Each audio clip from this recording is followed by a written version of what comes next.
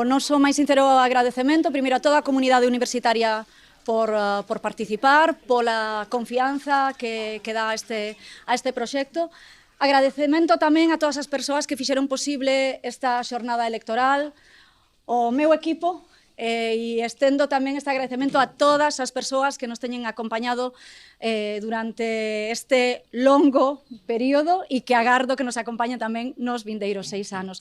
Tamén quero ter unhas palabras de agradecemento para as miñas compañeiras, para Maite, Alba e María José, e tamén para todas as persoas que formaron parte dos seus equipos, agradecerlles pois que a todas elas que deran o paso, porque hoxe facemos historia na universidade e elas son parte tamén desta historia.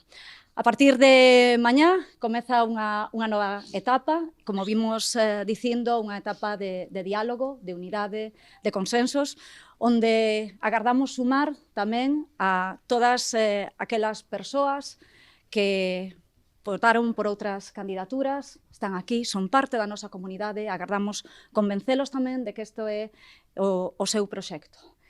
Que máis?